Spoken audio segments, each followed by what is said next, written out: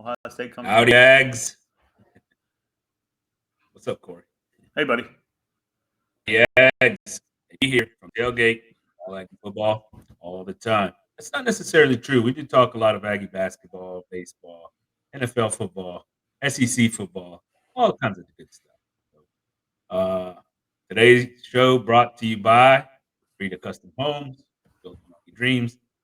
Don't forget to email us at agstailgate@gmail.com. Any commentary, if you want to come on the show, be a participant, let me know.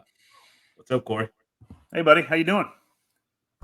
Man, just watching this tournament, man.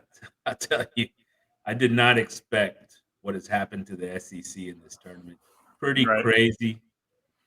Tennessee and That the was loss huge. yesterday. Ah, I had them picked was- as a national championship pick. I had him in the runner-up. I had him playing against Duke in the final. Oh man, that's absolutely crazy. You know what's even crazier is I think your boy BDA leads the pick'em contest in our. That guy didn't know anything either. That's ridiculous. I think our fans know all about BDA's Yeah. knowledge. Look, a couple of things that I wanted to hit on before we got into some football. One is, baseball hadn't gotten off to an incredibly fast start. At this point now, they're 12-6 overall.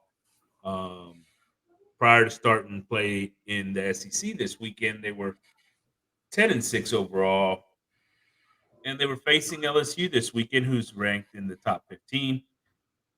Surprise, surprise. Ags come up with two big wins on Friday and Saturday against LSU, and have a chance today to play for to sweep the team down in Louisiana. Corey, what are your thoughts? It's huge. New coach, Schlossnagel. You've got a bunch of transfers in there. I think it'll take a time for baseball is a little bit different than other sports, but it's gonna take time from the gel. You got to figure out who his pitching is. He's had some problems at the end of the rotation. Bullpen's been an issue, but hey, they had some big runs late in the game on Friday and Saturday and beating LSU. I'm excited about the future of college baseball. I wish they had more televised. They got more respect, I guess you could say, for baseball than like they do for football and basketball. Because I'm a baseball fan, and what's going on in MLB, college baseball could be tearing it up right now with MLB doing what they're doing to themselves. Yeah, absolutely. And I've always been a huge Astros fan, right? But I'm telling you, this whole lockout thing and fighting over the billions of dollars is getting a little old for me. So yeah, trying to focus a little bit more on the Aggie baseball season and being able to keep up with some things. I will say this: I mean, look, overall, they've had some guys that have been pretty good at the plate, and they've had the starting pitching's been pretty darn good. They've had 4 different guys really start games in that process. But like you said, the bullpen, man, the bullpen has been rough. And I think the 6 guys that they've used the most out of the pen have a combined ERA of almost 5. Mm-hmm. That's not going to lead to a lot of success, No, not in the SEC. What's up, my boy Stroud joining us here today? Josh, what's up, buddy? Not much, man. What are you doing? Oh, we're live right now. So I think they've done some good things so far for the start of the tenure here. For Schlossnagel. Yeah, you said it right, Schlossnagel. Schlossnagel here. And I think they've got the opportunity to get better and better as the season goes along. But this stretch that they have coming up right now is going to be critical because at this point they've got some series that are very winnable, weekend series that are winnable in the SEC. But they finished the year against Arkansas, Vandy, South Carolina, Mississippi State, and Ole Miss. 4 out of those 5 ranked in the top 25. 3 of them are ranked in the top 10. Yeah, like 3 of them are in the top 5. Yeah. Pretty much. I mean, you got Vandy, Ole Miss, and I don't know where Arkansas's up there Arkansas. too. Yeah, that's So the they thing gotta about make some college hay. baseball. That's college baseball. People love about college basketball is the upsets. College baseball. That's the thing about it. They have so much parity. They got little schools like Coastal Carolina that won the World Series a couple years ago. I mean, anybody can do it in college baseball. I mean, you get the right pitching, you get a good one or two starters and a couple hot bats, and you can carry. And that could happen with the Aggies. I mean, you see it happening against LSU.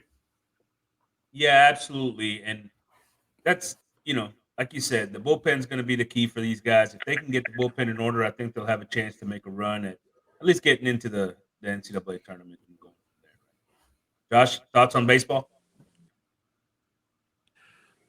Well, I just got back in town from Lake Charles, spending time with my Cajun cousins, and we were watching the some SEC baseball in between watching some March Madness, and it made me feel tremendous to watch A&M win that game. It was a Saturday night. I come back, go to the ninth and pull that thing out. Some very angry LSU fans with my family on that side. So I was very happy to be there and watch it, and then pull that win out yesterday to kind of get the series going. Get that first SEC series win. This coach has got a lot to prove, but he comes from a history with TCU, with what he was able to accomplish, that he knows what to do and how to get there and how to play in the big games. So I think he's been trying out the team, been filling it out and kind of finding out where guys fit, where they don't fit, getting the pitching staff kind of put together. We found ways to score runs when the pitching couldn't hold everything down. So they kind of did everything that you were hoping for, especially go out in that first series, get a big win over a ranked team like LSU. I'm happy with the direction it's heading in right now. Yeah, no, that's a great call on that, and I do imagine things in Louisiana with Aggies with the Aggies in town could have gotten a little crazy. And they're still down some guys with some injuries. The guy who opened the season at third base, Trevor Warner, has been hurt most of the year. He was also one of the hottest hitters to start the season, so he's only played 4 games. We'll see how that comes into play as the season goes on, and whether he's going to get back on the field for that. So, but exciting times, and first year of the coach's tenure, man, all you can do is go up, right? Yeah. All right, so let's talk a little basketball. So we're talking about the tournament going on, man, and we've been watching tons and tons of ball games over the last few days. I'll tell you, Thursday and Friday opening weekend are my favorite days. My absolute Vegas, baby, Vegas. Next year we'll be doing that from Vegas. Next year we will be doing that from Vegas. So that's in the cards. Hopefully the Aggies will be there with us. Hopefully the Aggie basketball team will be there with us. But right now the Aggie basketball team is playing in the NIT, and they got another win on Saturday. Beat Oregon pretty handily, actually. I mean, that game was pretty much in control the entire time. You never really felt like Oregon was challenging them or threatening that game very much. What do you think, Corey? Oregon was a pretty solid basketball team coming down the stretch. They had some injuries and transfers that came in to get used to, and they had some knocks in the Pac-12 for a while, but they were pretty strong coming down that stretch. They were right there on the bubble for a while, and that's a big win for the Aggies. And I had a question for y'all. Do you remember what Buzz was saying the other day about getting shunned by the NCAA? Did he get in trouble for that? What he said? Somebody told me something that he might have gotten in trouble for what he said. I haven't seen it yet, but who knows? The NCAA is kind of a bitch, so yeah. I mean, I wasn't sure. That's why I was asking. I didn't know if y'all had heard anything. I heard that he got in a little bit of trouble, but I'm not sure. But I like what he said, though. They should air that all the time on ESPN. Yeah.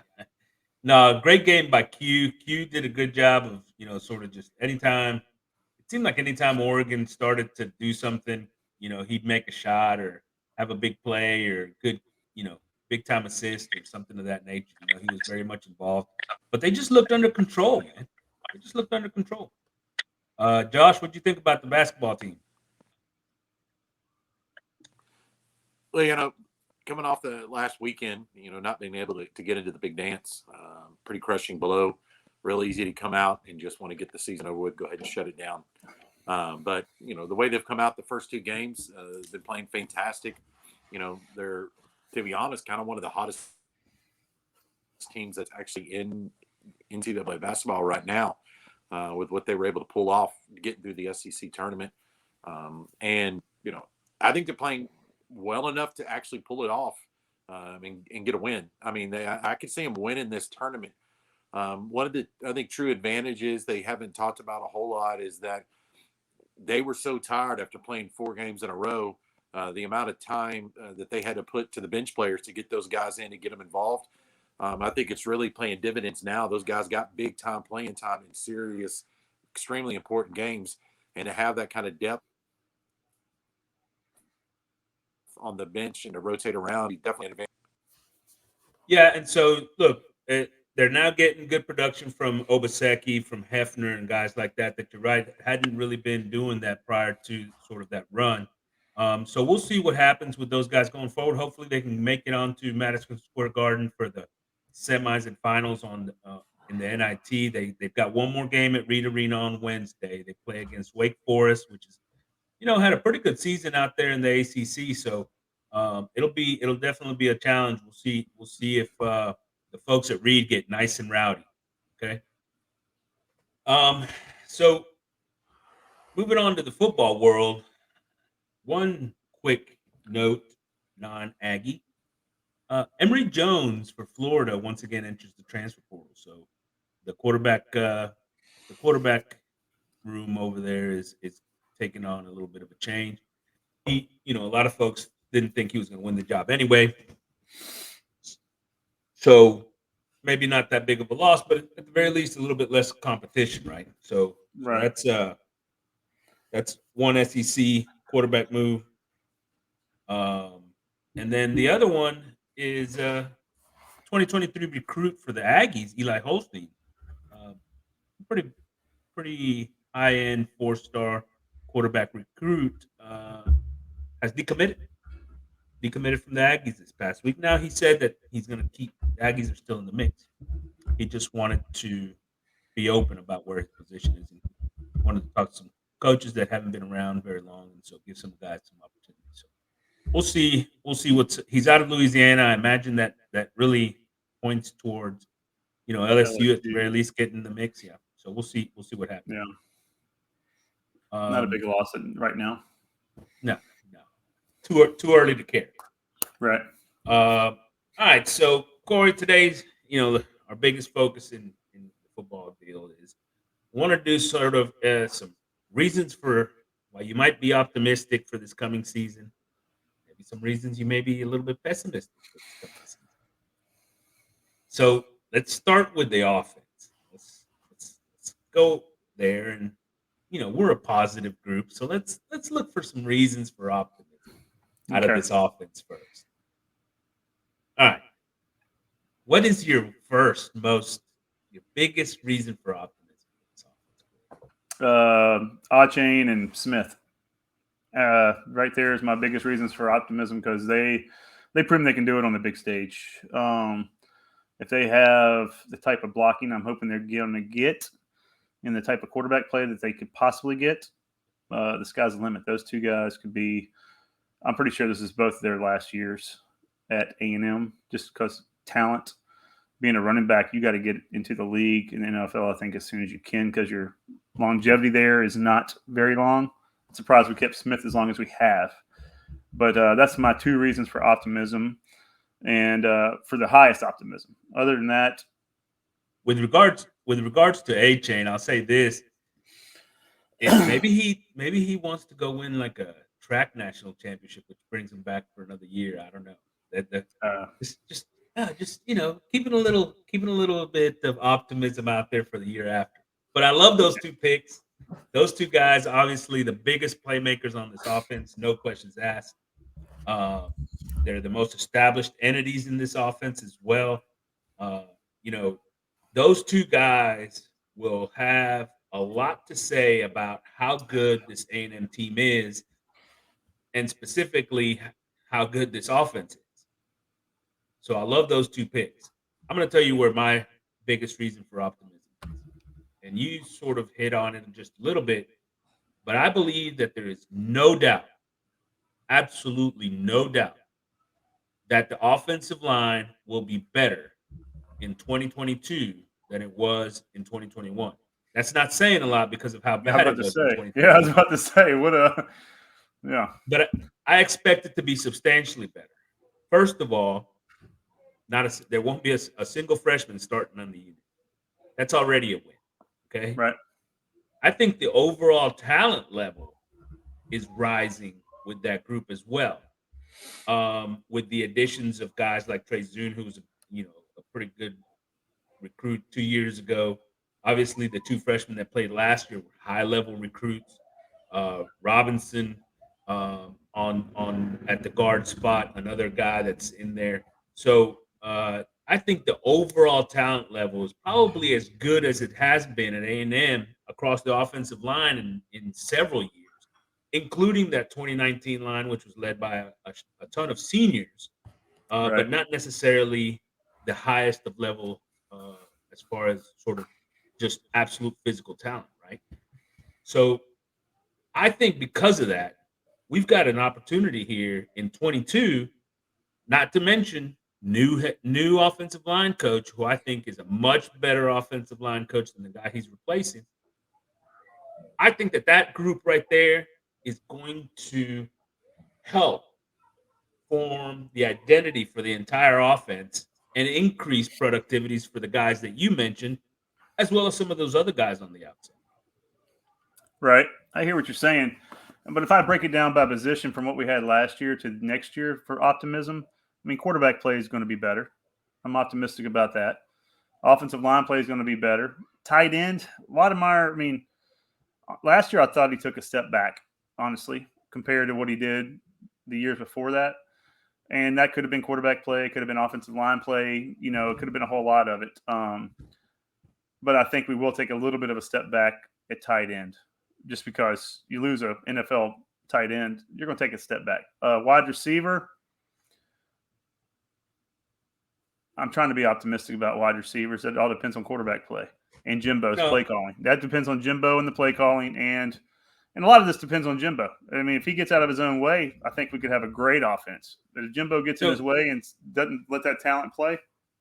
So look, that's the whole thing, right? I mean, I think my biggest reason is offensive line. But that if the offensive line comes out and plays the way I think they will, that's going to bring optimism for the wide receivers, for the quarterbacks, for the tailbacks. Everybody's going to end up with better numbers because of it, right? So let's move from there. Let's go to some reasons for pessimism with this offense. And you named one, right? Let's start off with the play call. We've talked about it since Jimbo's been here. This offense has not been explosive at all. Right. No big plays in the passing game. The creativity leaves a lot to be desired. Very reserved, overly careful about things. They don't really create a ton of space for the wide receivers. So the play calling has been an issue. That still remains one of the reasons for a little bit of concern when it comes to me and this offense. Now, with the group of players that he's put together, Jimbo put together on that offense, especially the skill players that they put together, which I think is phenomenal. Will he let those guys go play? Will he open things up to get some balls and some opportunities down the field to create space underneath, to do all those different things? Because running all sticks on 3rd and 5 doesn't create space. No. Right? So what are your thoughts? What do you think about my the thoughts reasons on for this? Well, the pessimistic side of me is Jimbo. It's all, saying Jimbo this, Jimbo that. But if we look at it, our quarterback play that we've had since Jimbo's been here has been Kellen Mond, who never really threw the ball deep that well anyway. We never saw him really get back there. I don't know if that's Jimbo or Kellen Mond, to be honest with you. I don't know if Jimbo didn't call the plays or Kellen Mond just didn't want to throw them. Last year we had. I want to remind you, Jimbo was the one that put Kellen Mond on the field for 3 consecutive years. So. Well, what other options did he have? I'm just saying, I don't know what his other options were. I mean, Starkle transferred out. But anyway, I'm just saying. Last year, Haynes King, we saw a small sample. And like you said before, he threw the ball downfield that first game. He was going downfield, had a couple picks. I didn't see it against Colorado. Calzada, we saw some happy feet with him. We didn't see accuracy. He had the arm strength to get it downfield. He took a couple shots here and there, not many, but they were against weaker opponents when he took the shots. But Calzada was constantly under pressure. We didn't get a chance to see that with Haynes yet, right? We didn't get to see that with Haynes yet. We didn't get to see the offensive line affect Haynes as much. Exactly. Calzada was in a bad position with that offensive line in front of him. He didn't get a chance to really do much of anything. The best game that the offensive line played was the best game Calzada played, and that was Alabama. 100%. And he threw the ball downfield on that game when he had a little bit of time because he had to. I mean, it was a back and forth game. But at the same time, so that's what I'm saying. I don't know if it's Jimbo's play calling. I don't know if we have the people in the right spots. We think that's why I'm a pessimist coming to A&M every season. I'm pessimistic. Is Jimbo going to play the freshman? Is he going to play? Is he going to open up the playbook? Maybe he has opened up the playbook, and the players aren't allowed to. They're not getting the time to get the ball downfield. Maybe it's our O-line. The year that Kellen, that we had that great O-line, we didn't have to throw the ball downfield. We had a great running game. I mean, but how much better would we have been if we did? Exactly. I mean, I agree with you. I mean, so I'm not sure if I can blame it all on Jimbo, but a lot of it does come back to Jimbo. I mean, other teams, Lane Kiffin throws the ball downfield all day with half the talent. I can't say half the talent, but a quarter of the talent we have. Look, and here's the thing, right? I mean, at the end of the day, you can't blame it all on Jimbo, but Jimbo's got to take a piece of that blame, right? Because he is calling the plays on that offense. He's the guy that is putting those guys in a position to do those things or not. And his play calling, no matter how you want to talk about it, I mean, maybe he's protecting the offensive line, maybe he's been protecting the defense, maybe he's been doing all those things. At this point, protecting the defense sounds like a problem to me because you've recruited ridiculously on that end. So at this point, I think you have to open it up and let it go because this is the time to win. This is the time to produce. Year 5, there's no excuses. There's no more, hey, we're trying to get the players here, whatever. None of that stuff should apply anymore, right? Right. At this point, everybody. Go ahead. I said at this point, everybody is as familiar with the playbook as they are going to be in any other university. You've got your own talent. All those things are there, right? Right. So another thing I'm pessimistic about is our running game. Chain, I don't think, is an every down back. I was surprised last year when Jimbo gave him the ball in short yardage situations. I don't see him as a power back, to be honest with you. Maybe he hits the holes harder than Spiller did, but I think losing Spiller's going to be a big loss. He showed better hands than I thought he had last year. I mean, he caught the ball well out of the backfield. I think that's going to be a loss. I mean, I'm worried about Achain getting too many carries, maybe wearing down. I'm not sure how Jimbo's going to, we talked about other running backs that are going to get chances, but. Yeah, no, absolutely. And I think you're 100% on point. I mean, L.J. Johnson has got to be in the mix this year. Mm-hmm. Amari Daniels has to be in the mix this year. I think Crownover probably gets in the mix this year as well. But those guys are going to have to take some of the pressure off A-Chain because you're right. You cannot expect that guy to go in and become a 25-touch-a-game guy. I don't think you can do that and expect him at the end of the season to be in a position to be your workhorse and without any injuries or anything like that, right? I mean, you want to keep that guy fresh as the season goes along. You want to make sure that he's able to contribute throughout the season because he's going to be a big part of the big play offense, right? He's just that explosive. So you have to do what you need to keep him on the field. And if that means spelling him and letting some of these other guys show what they have, I think that's what you should do. I'll tell you the one other thing that brings a little concern for me is that, if you talk to a lot of folks, they think Max Johnson is going to be the quarterback for the Aggies. Hell, the folks in Vegas have him as the only Heisman odds from A&M, right? listed in those odds. Not Haynes King, not A-Chain, Max Johnson. Okay.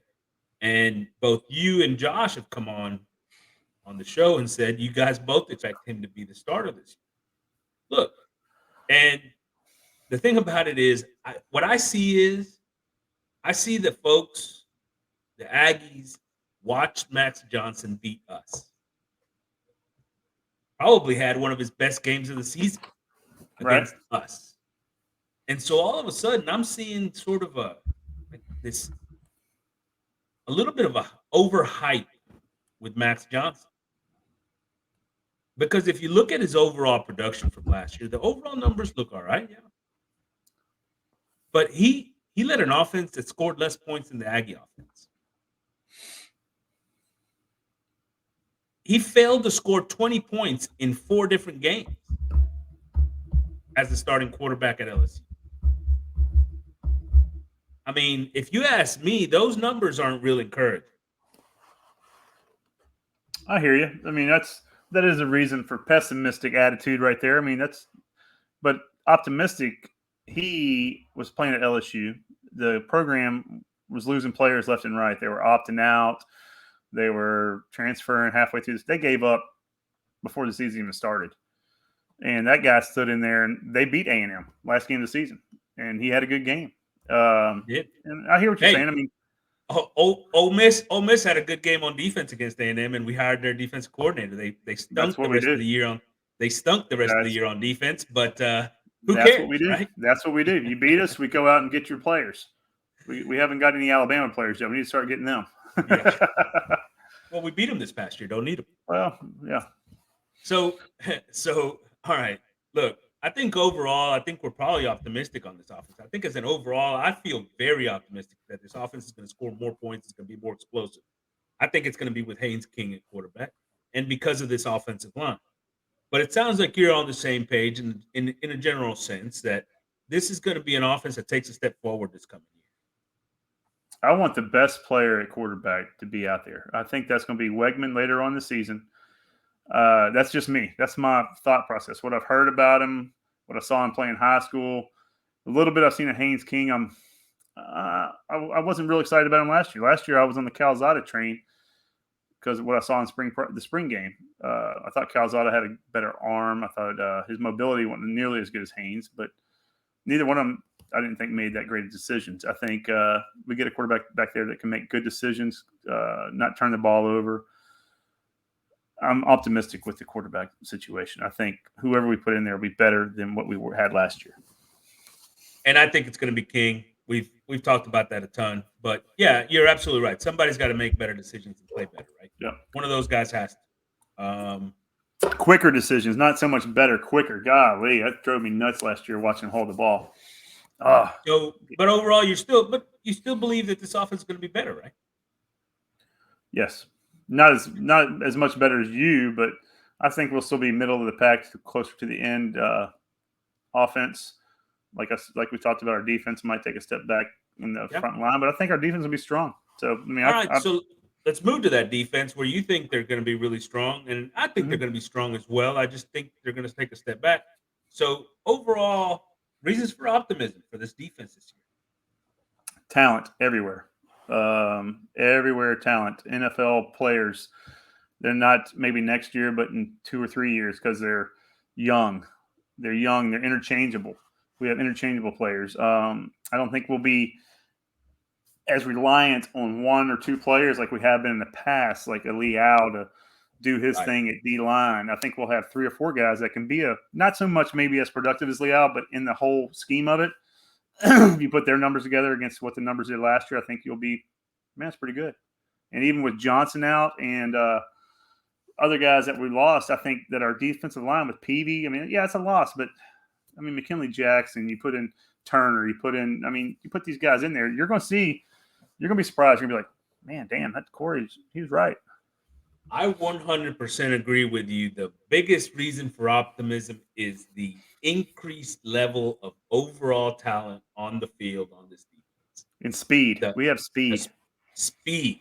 Oh, my goodness. And that level of speed has gone up each of the last couple. I think we're This team has more speed than any one of the last few years, and especially this defense as a team has a lot of speed. I'm excited about that, and I agree with you in that regard that the level of talent, physical talent, is through the roof. Problem is the level of experience is gone. Right. We're replacing all 4 starting defensive linemen. However you want to put that, or slice it or say it, that's a lot to replace all in one season. True. And don't get me wrong. Look, McKinley Jackson's in that group, has got plenty of reps and experience. That's it. Yeah. Shamar Turner had some reps last year, but not a lot. Not a ton, right? No. So he comes in probably as the guy with the second most amount of reps. And so here we're going to talk about this sort of optimism and pessimism, right? Because that's where I'm going on the other side of this. I agree with you that the optimism is about all the talent that we have and we brought in. My pessimism is because we don't have any experience. Right. Especially up front, where a lot of this talent comes into play, right? And so at this point, that's what worries me is, yes, look, McKinley Jackson, Adele Diggs, Shamar Turner, Adelier, Marcus Burris, Elijah Judy, Jason Harris, Brunlo Dindy this year's class, Lucas, Nolan, Shamar Stewart, Nye White, Malik Silla. All those guys are top end recruits. I'm talking the best of the best. And those are all in just the last couple of years, right? Yeah. Basically just last 2 classes. Right. And still, none of those guys really got on the field in front of the guys that just left. Right. Adelier, who's going to be your starting defensive end, didn't get a snap last year. Right? Yeah. So that's my concern.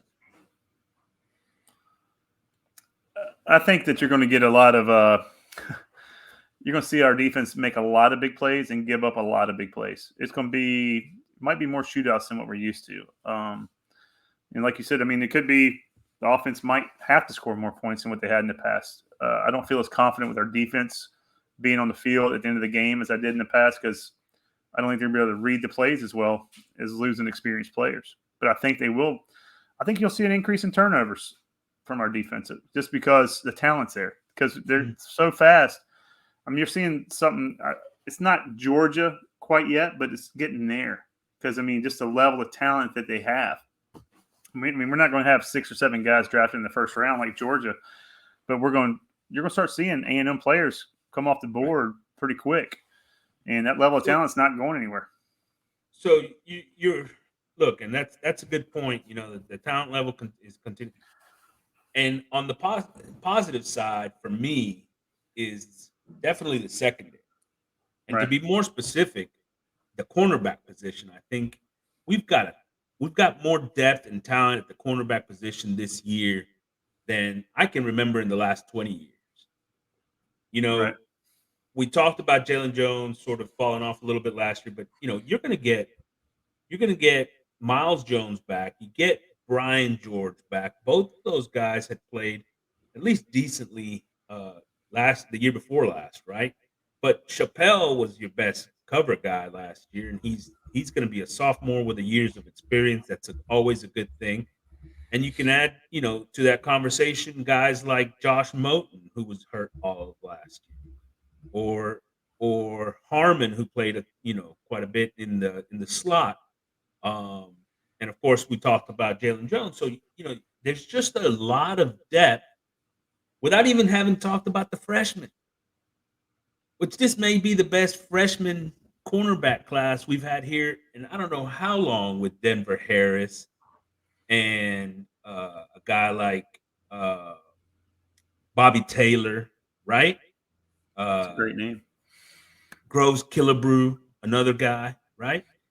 All those guys are upping the level of talent that we've got in that secondary, and they're going to show up here at A&M without a need for them to play right off the bat at Right. Isn't that something impressive? And what's the one thing all those guys have is speed, pretty good size. I mean, these guys are going to be in the NFL one day. Quite a few of them. I mean, you keep listening to that name, they're going to be up there. I mean, I don't even think you talked about Antonio yet, did you? Did you even bring up Antonio Johnson? We haven't even brought up Antonio Johnson, who's going to be the best player on this defense next year. Right. I mean, it's I mean, there's this is all optimism we're talking about. I mean, yeah. And I like it. I mean, I like where we're going. I think they're going to make up for a lot of those mistakes later on in the season. This defense is going to get better as they go. I mean, they're not going to be great the first couple games, and they might not be great against Alabama. That might be a tough matchup next year just because of the youth. Yeah. And with what Alabama brings. But against other teams, I see us being pretty good. Pretty and look, good. Alabama's got to replace all their top wide receivers and all that mess, and we know they've got talent over there, but they didn't show up in the national championship game necessarily, that second group of wide receivers. So, they're going to be going through some transition as well, but they've got a quarterback that just won that. So I know. You're not going to feel too bad. I think they're going to be okay. I think Alabama's going to be just fine. So I think as an overall, I'm still optimistic about the direction that this defense is moving, in the sense that the talent level is definitely going up. I'm just a little concerned from the experience side in 2022 where we stand. So that's sort of where I'm at. We'll have to see what DJ Durkin brings. I'll tell you, the thing that bothers me, the thing I get nervous about is where the media is ranking this preseason. I don't like that. I don't like that one bit.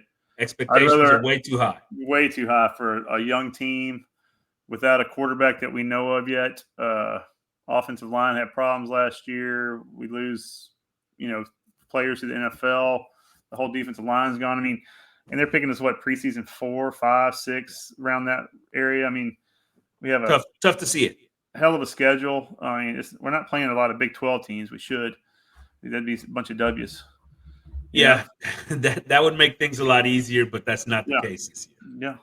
Yeah. All right. So questions from the tailgate brought to you by Rawson Distributing, assistant Aggies with all their drilling needs, Aggie owned and operated. All right. If you had to put money on it, what tight end would you bet to lead the team in receptions? Put money on it? Johnson. I'll put Johnson in there because, like we talked, if his brother's the starting quarterback, they're going to have some chemistry together. What I've heard, I haven't seen him.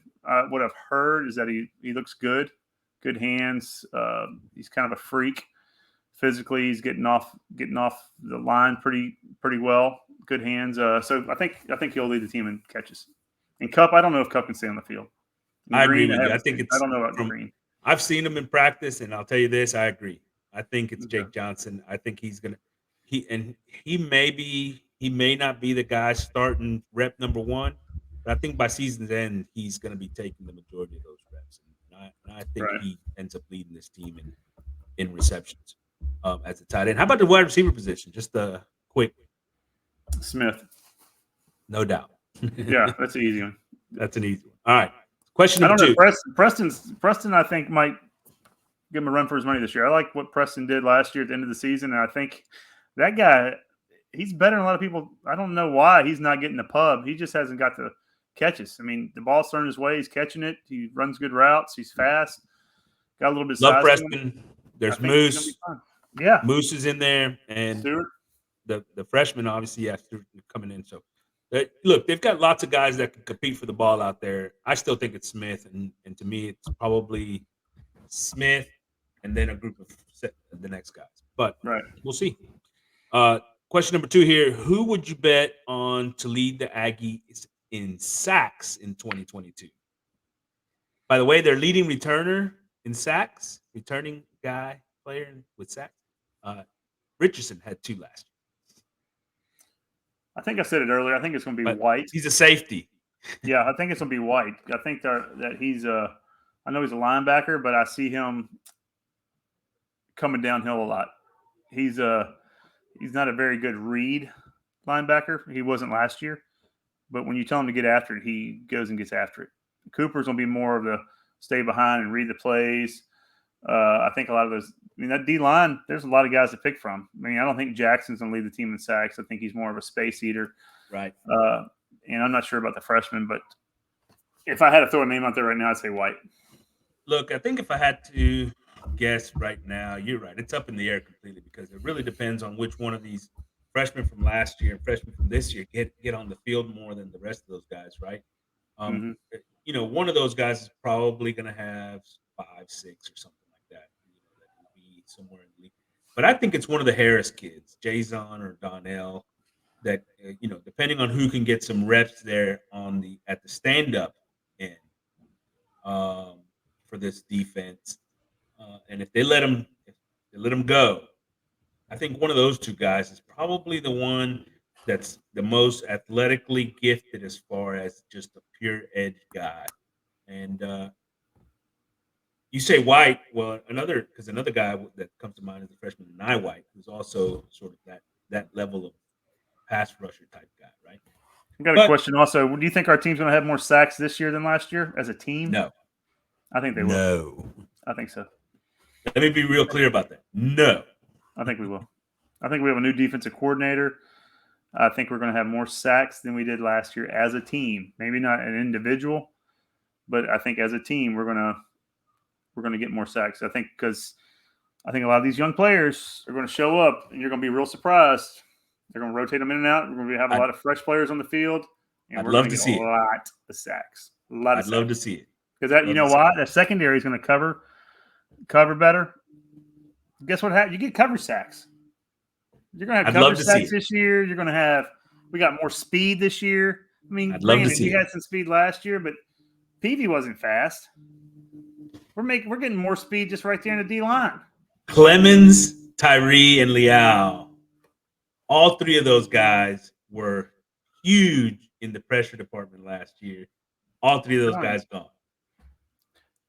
However, I'm not saying that there's going to be this crazy, crazy drop-off. I'm just saying that there is going to be a drop-off.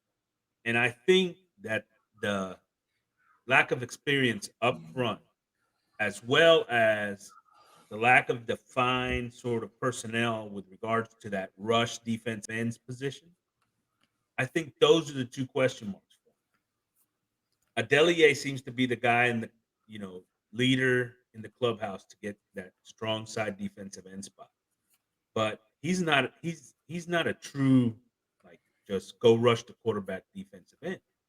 He's a big guy that's going to do a great job in the run and all those things, but I just don't think he's the same level of explosiveness as a guy like, for example, Clemens last year, right?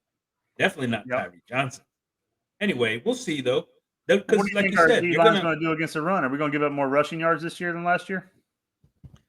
I think we're going to be pretty stout. I mean, up front, look at the guys that are there, right? I mean, you're probably talking about a McKinley, Turner, and a Delier type mix up front all at the same time. That's pretty significant. And so, they should be pretty stout against the run. So we'll see. Yeah, I'm excited to see what happens.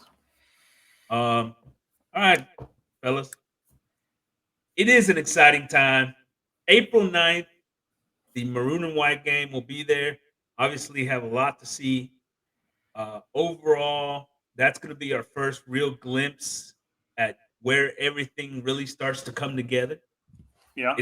I'm excited for that game. We'll be there. But aside from that, man, back to practicing this week, and we'll see what comes out from that. So that's also an exciting part.